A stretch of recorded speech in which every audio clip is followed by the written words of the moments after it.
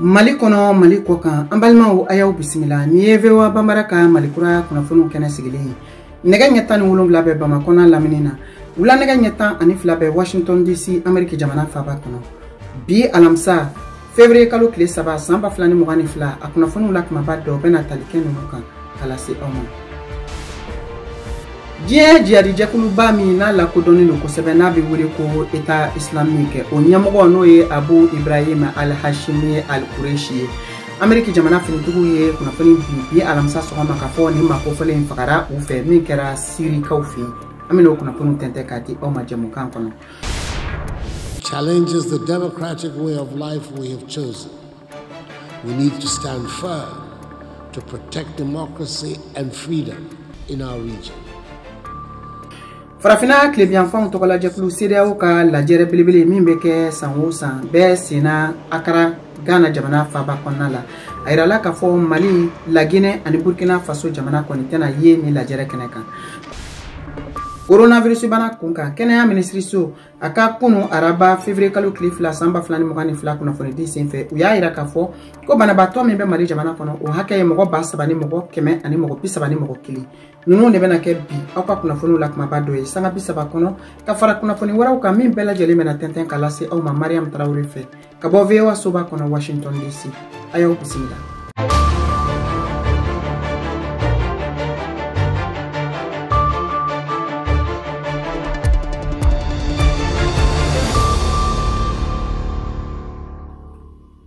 Kunnafoniw y'a yira k'a fɔ jɛkuluba min sigilen don ni a lakodɔnnen don jihadi bolo ma diɲɛ fan bɛɛ n'a bɛ wele ko État islamique o ɲɛmɔgɔ n'o ye Abu Ibrahim al-Hashimi al-Quraishi ye fagara Amérique jamana finitigiw fɛ bi alamisa sɔgɔma min kunnafoni dira Amérique jamana fɛ a yirala k'a fɔ waleya in a kɛra Sirikaw fɛ yen Senumu Keita VOA Bambara tɔgɔ la ka bɔ Washington na ale b'o kunnafoniw di. Américains ka soldasiw ye État islamique ɲɛmaaba faga kɛlɛkɛ kɛnɛ kan Siri jamana kɔrɔnfɛn fan fɛ.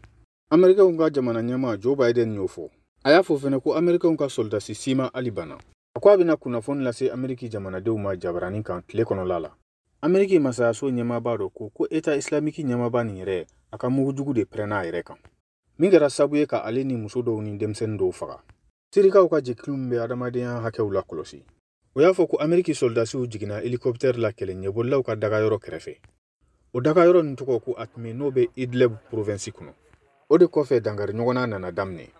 Matan saba fagara o maaw la muso 4 ani denmisɛnnin 3 kɛn yɛrɛ ye jɛkulu dɔ ye nin fɔ.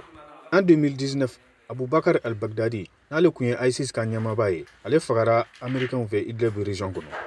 Idlib min n'ale fanba minɛlen bɛ jihadisiw ni bandikuluw fɛ. Nin tun ye Senumu Keita ka laseliw ye VOA Bambara tɔgɔ la ka bɔ Amérique jamana faaba kɔnɔ Washington DC an bɛ to kunnafoniw kɛnɛ kan hali bi. Lajɛrɛ belebele min tun bɛ ka kɛ Mali jamana finitigi kɔrɔw fɛ minnu ni olu tun murutilen don n'a bɛ wele ko ex-rebelles ni u ni Mali jamana ye ɲɔgɔn sɔrɔ Rome Italie jamana kan kabiri kunɲɔgɔn daminɛ in na lajɛrɛ balalayin kɛnɛ kan a yirala k'a fɔ bɛnkan sɔrɔla fan fila ni ɲɔgɔn cɛ walasa basigi bɛ se ka na Mali jamana kɔrɔnfɛn fan ani jamana fan bɛɛ o kunnafoniw bɛ ladi an ma bi Cheikh Chiro fɛ VOA Bambara tɔgɔ la ka bɔ Washington. Nin jɛkulu marifatigiw jɔyɔrɔba de bɛ Mali gɛlɛyaw la u cɛ la jɛkulu Tuareg dɔw b'a la ani arabu jamana jɛkulu mɔgɔ wɛrɛw minnu bɔra ka na ka n'u sen don bamanciya walew la ka ɲɛsin jamana fanga ma lakanabaliya waleyaw daminɛnen ni bamaci jɛkulu ka waleyaw ye san 2012 tɛmɛnen na u ka fara ɲɔgɔn kɛra ka kɛ jɛkulu ye jɛkulu min tɔgɔ bɛ wele ko Azawad CMA jɛkulu wɛrɛw bɛ yen nɔ minnu ye wulikajɔ kɛ kɛrɛnkɛrɛnnenya la ka dankari ta ka ɲɛsin u ma ani ka fara jɛkulu wɛrɛw kan minnu ni nafaba t'u la kosɛbɛ. Mali finitigiw ni Mali ɲɛmɔgɔw bɛnna bɛnkan dɔ kan arabadenw Rome Italie jamana kɔnɔ mun bɛna nɔgɔya don jɛkulu ninnu ni jamana fanga cɛla la. Musa Ag Ashara Tuman ye kunnafoni min lase AFP kunnafonidiso ma u ka jɛkulu walasa ka fara ɲɔgɔn kɛ ka kuma lasela ye mun lase. Jamana fanga ye a sinsiya kan k'a fɔ ko ka waleya kɛ waleya min bɛ se k'a to bolonɔbila kɛra Algérie bɛnkan sɛbɛn mun na waleya jamana kɔnɔ bolonɔbilakɛla mɔgɔ dɔ ye kunnafoni mun lase AFP kunnafonidi jɛkulu ma n'a ma sɔn ka tɔgɔ fɔ. Bɛn waleya sɛbɛn in kɔni ma yira kɛnɛ kan fɔlɔ an bɛ wagati min na komi sisan. Jɛkulu maramafɛntigiw kɔni ye mɛ kalo tɛmɛnen san 2021 Italie jamana kan waleya mun bɛna bila sen kan kudayi walasa ka bɛn kelen kan bɛn mun n'a kun cɛra Itali jamana kɔnɔna na jamana fanga kɛra bɛn laɲini jɛkulu mɔgɔ dɔ ye CSP Musa Ak Asharatuman u ye kuma mun farafasiya kɛrɛnkɛrɛnnenya la nin sigi ka fɔ ni ɲɔgɔn ye Rome jamana kɔnɔna na yɔrɔ mun na ni Mali minisiri Wage kun b'a a kɛnɛ kɔnɔ labɛnna Itali kɛnyɛrɛ jɛkulu mɔgɔ dɔ de fɛ Arapasik mun ma se ka sɔrɔ ka AFP ka wele jaabi Itali jamana fanga ma sɔn ka hakilina foyi yira waleya in na. Ni tun ye Sheikh Ciro ka laseliw ye VOA Bambara tɔgɔ la ka tɛmɛ ni kunnafoniw ye farafina tilebiyanfanw tɔgɔ la jɛkulu CEDEAO a ka lajɛrɛ belebele min bɛ sigi sen kan min bɛ kɛ Akara Ghana jamana faba kɔnɔ baaraw daminɛna bi alamisa sɔgɔma a yirala ka fɔ Mali, La Guinée ani Burkina Faso olu kɔni sentina ye ni lajɛrɛ in kɛnɛ kan ka sabu kɛ fanga dafiri min kɛra jamana ninnu kɔnɔ Kayatu Traoré challenges the democratic way of life we have chosen. We need to stand firm to protect democracy and freedom in our region.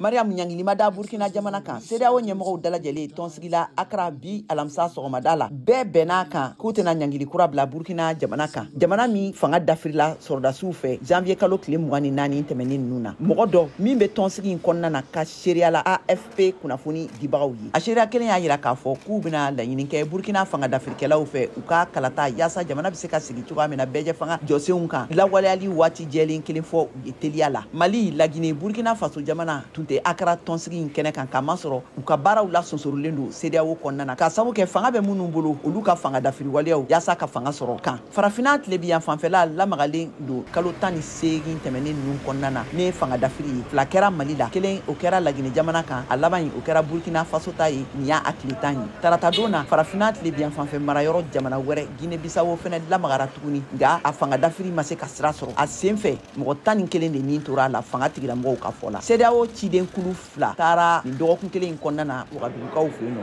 a fɔlɔ kɛra sɔrɔdasi ɲɛmɔgɔw n'olu ye état major ɲɛmɔgɔw olu ye ayiwa filanan o kɛra minisiriw ka kulu o ɲɛmɔgɔw ye kulu fila ninnu délégation fila ninnu bɛɛ ni Burkina fangatigi kura ye ɲɔgɔn ye Ghana ka minisiri min bɛ u ni jamana wɛrɛw cɛla ɲɛnabɔla la ale y'a yira ka kumakanw na k'a fɔ ko Burkina fanga dafirikɛla ninnu ye hakili ɲumanw sɔrɔ ka kɛɲɛ ni CEDEAO ka laɲiniw ye.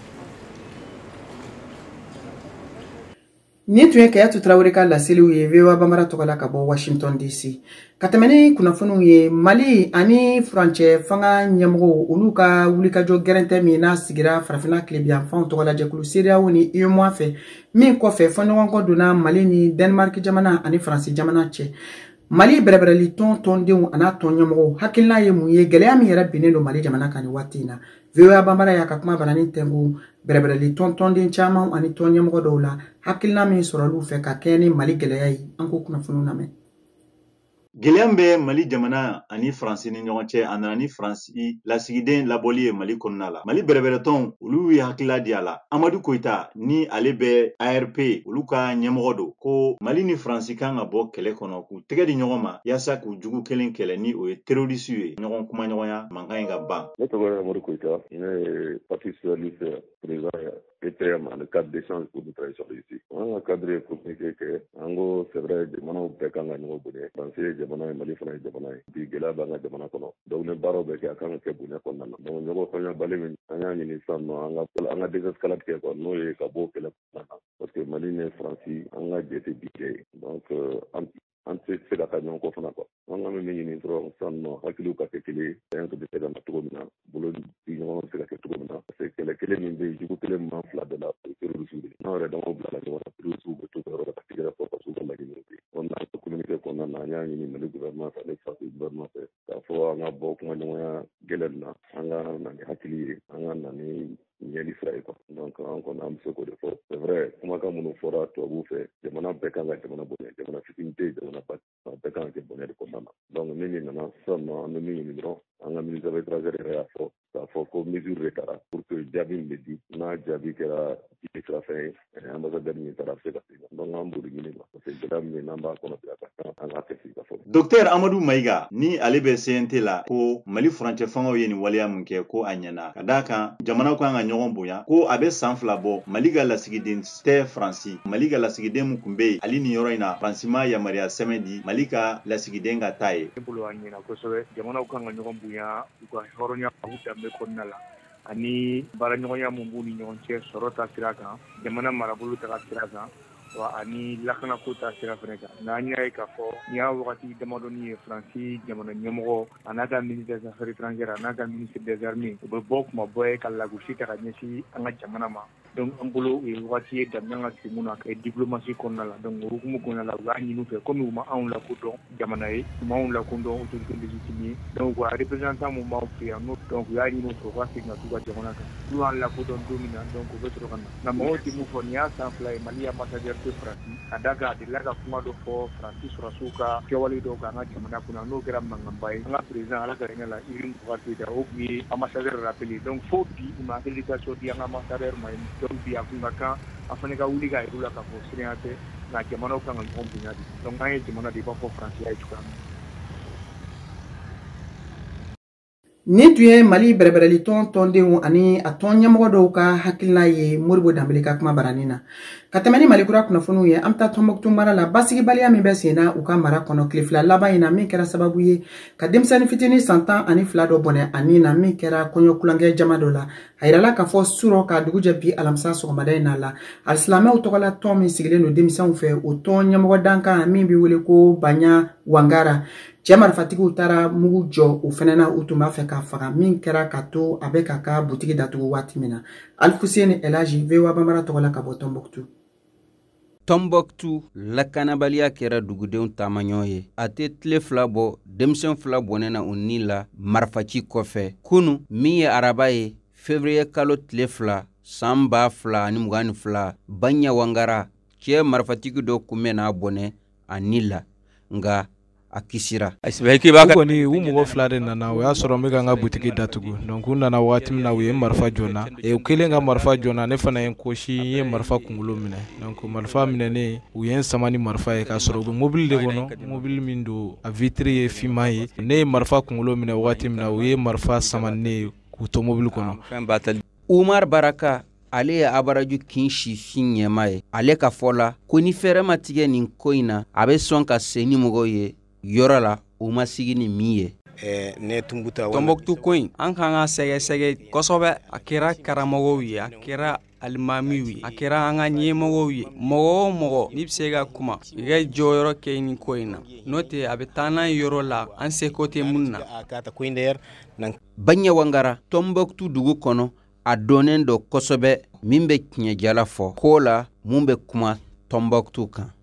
Bon aita sahamunda parce que ne kɔni a mana kɛ cogo o cogo ne bɛ n ka jamana de kɔ n bɛ Tɔnbɔkutu de fɛ donc ne tɛ siran ni ko ninnu tɛ ne la siran parce que ne kɛlɛkun bɛ Tɔnbɔkutu ka se ka taa ɲɛ kɛlɛ ninnu ka ban Tɔnbɔkutu kɔnɔ a n'o ɲɔgɔnna caman donc ni fɛn wɛrɛ bɔra yɔrɔ min na ka na o ye Ala ta ye o ye Ala ka latigɛ ye o tɛ n jɔrɔ. ka hun bɔra sayar koy dɔ bi ne bɔra fosi kambaga an bɛ yɔrɔ min na i komi sisan marifa jɛnsɛnnen dɔ Tɔnbɔkutu kosɛbɛ marifa bɛ kɛ ka bolimafɛn wari ani fɛn wɛrɛ caman minɛ dugudenw la. Dongo do u bɛna dɔ kama dongo do fana marifa bɛ ci don dɔ bɛna kɛ bɛɛ bɛna a yɛrɛ ka marifa ɲini k'a yɛrɛ ka lakana sabati o ko bɛna kɛ ko gɛlɛnba ye mɔgɔw ka fara ka bɔ ɲɔgɔn na a bɛna gɛlɛya. Tɔnbɔkutu dugu kɔnɔ maa caman ka hakilina la ni DDR sabatila o bɛ se ka kɛ sababu ye ka caman bɔ lakanabaliya la o de ye Banya n'a ɲɔgɔnna caman ka kɛlɛ Tɔnbɔkutu. Haydi kɛ dan autorité an bɛ min kɛ autorité kɔni ye an jigi dalen dɔw kan an ka kɛw fana b'u kan donc n'u bɛn'a kan k'u bɛ jɔ an jigi kɔrɔ o kɔni o bɛ sɔn ka diya an ye kojugu. barka si hima ka jɛw marifa mɔgɔw mun man ka marifa ta n'o ye civil ye u kan ka marifa minɛ a la ni marifa bɛ bɛɛ bolo bɛɛ k'i tɛgɛ di ɲɔgɔn ma walasa nin ko in bɛ ban. Tɔnbɔkutu dugu kɔnɔ a tɛ kalo kelen bɔ balɔntana kɔrɔ dɔ bɔnɛna a ni la a n'a tɔɲɔgɔn dɔ a tɛ tile fila bɔ denmisɛn fila fɛnɛ bɔnɛna u ni la. Alhuseyin Alhaji VOA Bambara tɔgɔ la ka bɔ Tɔnbɔkutu. Ni tun ye Alfuseni Elaji ka laseliw ye VOA Bambara tɔgɔ la ka bɔ Tɔnbɔkutu n'a nana jamana camancɛ fan fɛ jɛnɛ o mara la ka kɛ ni Mali jamana finitigiw ka wulikajɔ baaraw ye min bɛ senna nin y'a kalo kelen ni dɔɔni ye ka jadi jɛkulumaw ani jɛkulu maramafɛntigiw kɛlɛ a yirala k'a fɔ ko basigi kɔni bɛ ka na jɛnɛ mara la dɔɔni dɔɔni o de senfɛ bi VOA Bambara wulila ka koɲɛ sɛgɛsɛgɛ a ye kuma di Amadu Bahase Mayiga ma ale ye kunnafoni sɛnsɛnna ye ka bɔ Jeni bɛɛ walawalali kɛ an ye basigi bɛ cogo min na jɛnɛ mara la ni waati in na.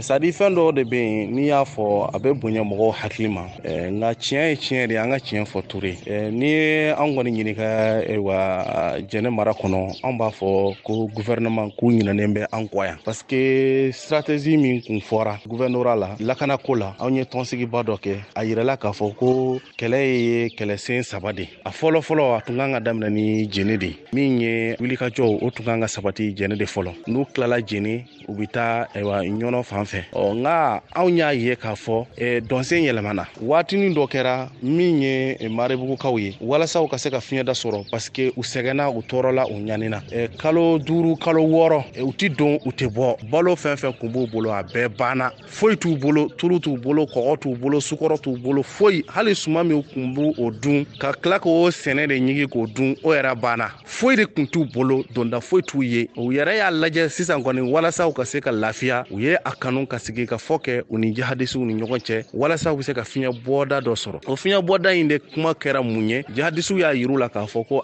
ko n'u sɔnna u k'a t'u ka damada la k'u tɛ s'u ma olu fana kana s'u ma nka u kana se jɛnɛ u bɛ se ka se yɔrɔ yɔrɔ o de ye kwakuru sugu ani sɔfara sugu o kuma fɔra u ye fɛɛrɛ jumɛn bɛ sen na dɛmɛ fanfɛla la ka taa Marebugu n'a lamini fanfɛla la ye ayiwa o bɛnkan kuma min fɔra u ni ɲɔgɔn cɛ o de kɛra sababu ye min ye gouvernement y'a bolo jigi jɛnɛ marako la parce que u y'a yira k'a fɔ ko jɛnɛ ni jihadisiw k'u ye accord signé k'a sɔrɔ tiɲɛ t'a la foyi t'a la donc o de y'a to u tun kan ka na wulikajɔ min sabati anw fɛ yan nɔ u ma se anw fɛ yan nɔ hali bi Marebugu kɔni a bi o gɛlɛya kelen de kɔnɔna na wa fɛn min ka jugu yɛrɛ bi na o ye bagan suɲɛliko minnu bɛ sen kan a ma mɛn hali kɔsɛn in na min ye taga mara kɔnɔna na a bɛ baganden 150 bɔ u y'a bɛɛ cɛ ka taa n'a ye CNSA n'o ye Wura Ali commune ye o fana b'o cogoya la ten baganden 100 kɔ u y'o fana ta ka taa n'a ye donc o ko kɔni a kamanagan bɛ anw na kamanagan bɛ anw na.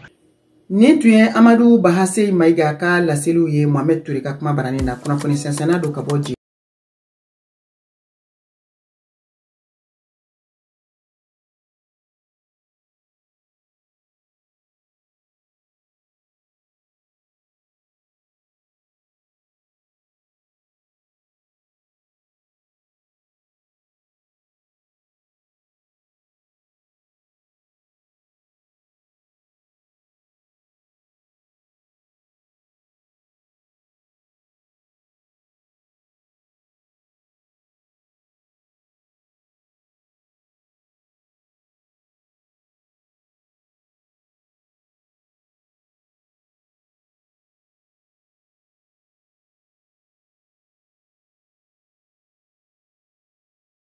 an balimaw an ka foli baw ye Mali kɔnɔ ani Mali kɔ kan k'a lasaw ma ka fɔ aw bɛ ka VOA Bambara ka Malikura kunnafoniw lamɛn nin waati in na a ka radio fiɲɛ siraw bɛɛ lajɛlen fɛ Bamakɔ n'a lamini na o ye fiɲɛ turukala 102 fiɲɛ sira ye Bugunikaw b'an sɔrɔ radio Kumase kan fiɲɛ turukala 92 o fiɲɛ sira fɛ Koro o ye radio Orona ye fiɲɛ turukala 93 ani tomi 2 Yuwaru radio Dunuya fiɲɛ turukala 101 tomi 2 Gawukaw bɛ se k'an sɔrɔ fiɲɛ turukala 106 tomi 1 ka Tumutu fiɲɛ turukala 90 tomi 3 an ka bɔlɔlɔ sira bɛ www.voabambara.com aw bɛ se k'an sɔrɔ fɛnɛ an ka page Facebook kan VOA Bambara. Malikura kunnafoniw bɛ ka lase aw ma nin waati in na Mariam Traoré fɛ ka bɔ VOA soba kɔnɔ Washington DC. An taa kɛnɛya minisiriso ka bulon kɔnɔ Bamakɔ. Kunu araba février kalo tile 2 san 2022 kunnafoni di senfɛ. U y'a yira k'a fɔ mɔgɔ 1000 ni mɔgɔ 400 ani mɔgɔ 40 ani mɔgɔ 1 olu de sɛgɛsɛgɛra ka dɔn ni coronavirus banakisɛ bɛ u la. O senfɛ mɔgɔ 30 de kura sɔrɔla ka fara banabaatɔ kan. O ye coronavirus banabaatɔ Mali jamana kɔnɔ hakɛ kɛ mɔgɔ 30 ni mɔgɔ 100 ani mɔgɔ 31. Maa minnu fatura dɔgɔtɔrɔso ni jamana fan wɛrɛw fɛ hakɛ o ye mɔgɔ 7 ni mɔgɔ 15 min kunnafoni dira kɛnɛya minisiriso a ka kunu araba février kalo tile 2 kunnafoni di senfɛ. Nin tun ye Amadu Traoré ka laseliw ye Moribo Dambele ka kuma barani na Dogofiri Bamakɔ kura o dugutigi do.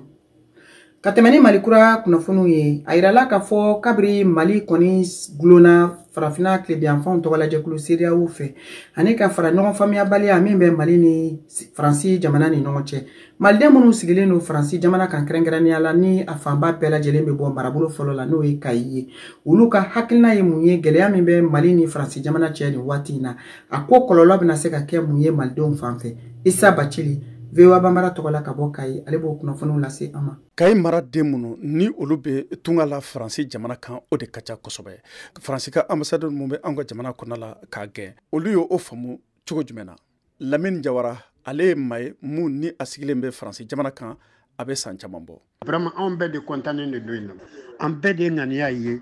tubabu ninnu ka gɛn ka bɔ an ka jamana kɔnɔ. Surtout ambassadeur ni mun gɛnnen filɛ la o sumayara o kabiri don min na Jean-Yves Le Drian ni Jinɛ a ka Jinɛ kan fɔ don min na kabiri o don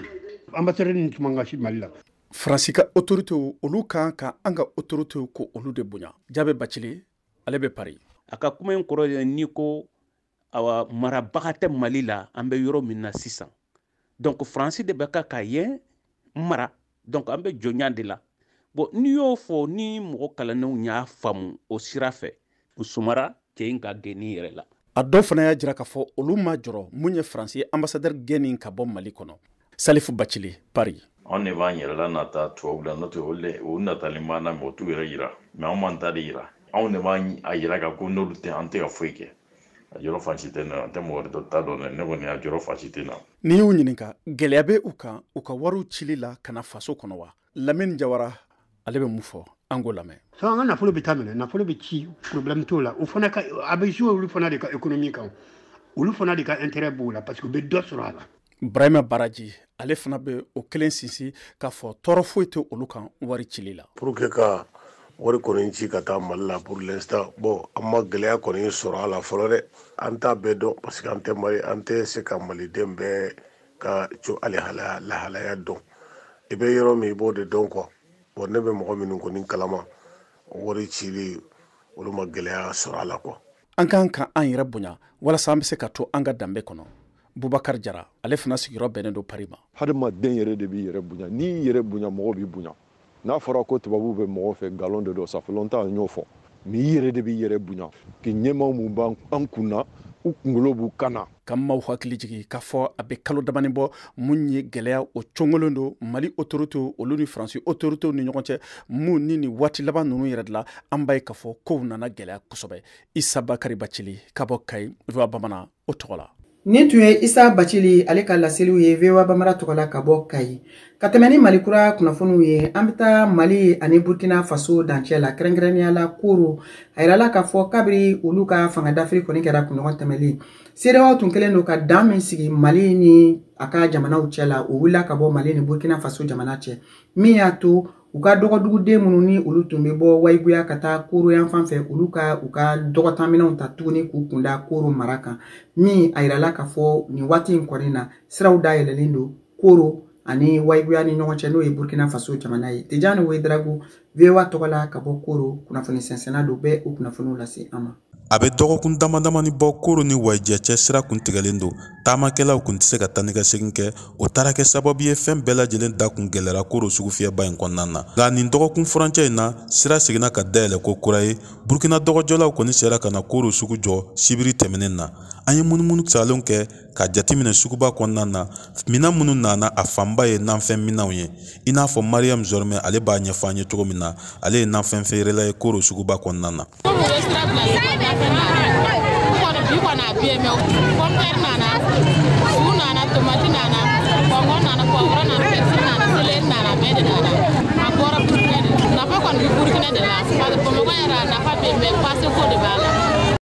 Musolaka caman kɔni y'u ka nisɔndiya jira baw u y'a yira k'a fɔ ko ni sira in kɔni tigɛra a degun fanba ye olu ye.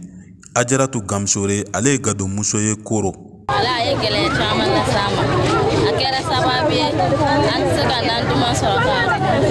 fɛnkɛ n'an gɛlɛyara sugu kɔnɔ i bɛ na a ye gɛlɛya caman de las'a ma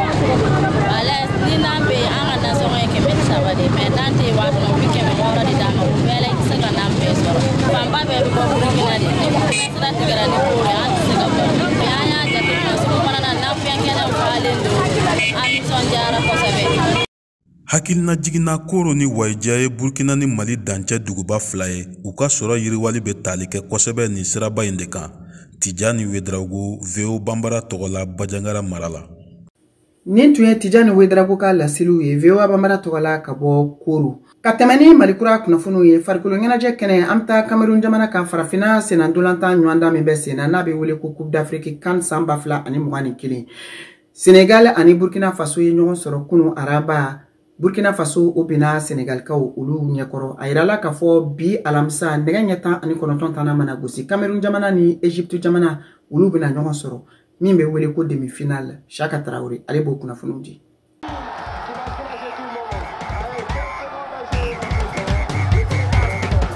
Farafina gun senandolantan ɲɔgɔndanba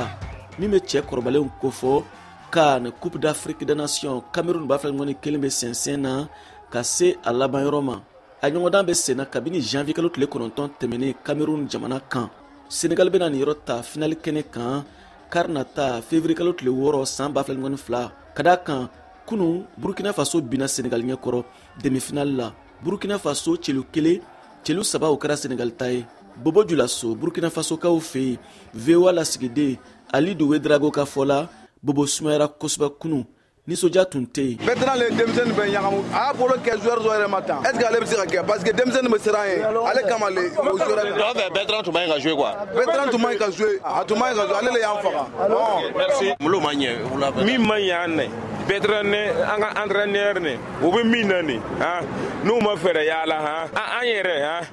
ballon to ka lu kɔnɔ ballon ye o ka tile ne ballon ye n'o bɛ ten an tɛna an yɛrɛ ka nin bɛna bɔ ballon ko la parce que Bertrand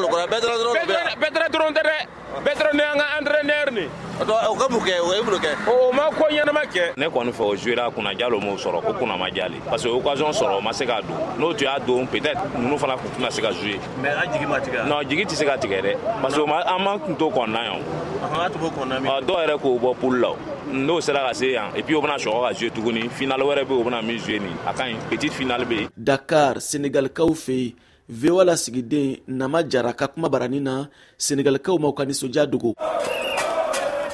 Vraiment content de battre. Sénégal finale là avec Kubuta. La finale de finale il faut que couper na quoi parce que ça on s'entend que ta finale que mo jindi. Ñina mo ngam na son to Mario ma mais coupe binala inshallah na dia to Mario ma la finale la fo coupe fa na meta bato la sanji jelu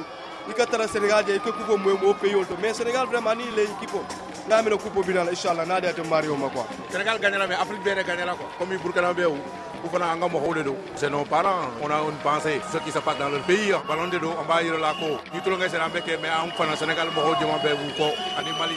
ambu ko parce que mumbe dugul la fana on a les nouvelles du pays parce que Damine Sénégal chama kuma konta ukro wa ça c'est le Sénégal ça c'est toute l'Afrique même ni fait ma doxal ni ma parce que bébé c'est ka entraîneur yé bébé c'est ka kojo be parce que tout le monde a son mot à dire mais si ça comme à sera yoro mina munu ba don parce que fen do be moko ka bara de ba to na ka bara mais critique tay c'est ka ki quoi ni na karan o kana ni coupe o de kane parce que o ka here ne ka here de o an compte na ko so be ranta dan do an compte na ko so be yere vraiment akadila be content la de nous be jubilé là parce que ça depuis 2002 mo hobo boli là non fait jusqu'à présent mais ni na mo machallah amba ala de la dal coupe ni kana Sénégal na la son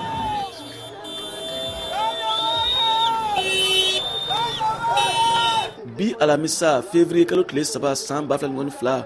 CAN Cameroun 2021 demi-finale kun filanan bɛ tan nɛgɛ ɲɛ 19 waati Cameroun ni Égypte bɛ kiraw kɛ ɲɔgɔn na ni Cameroun b'a fɛ k'a ka CAN jɔnjɔn dafa 6 la ka d'a kan 5 b'ale bolo Égypte fana b'a fɛ ka ta dafa 8 na ka d'a kan 7 b'ale bolo an ka ɲɔgɔndan jaabi ma kɔnɔ VOA Bambara tɔgɔ la Bamakɔ Siaka Traoré ka laseli do.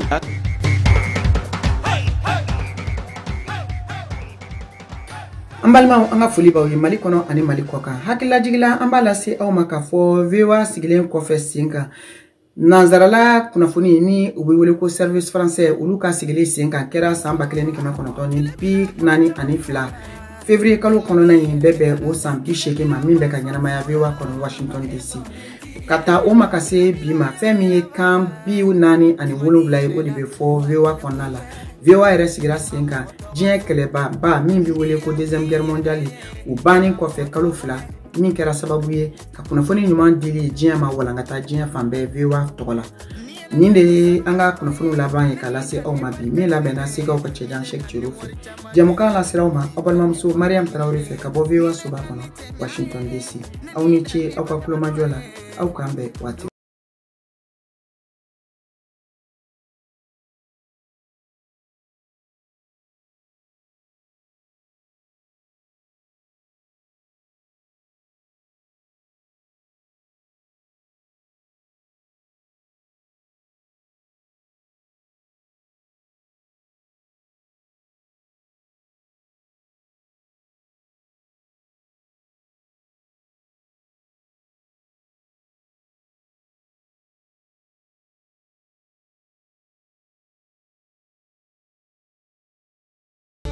Washington Forum, le rendez-vous hebdomadaire de VOA Afrique à ne pas manquer.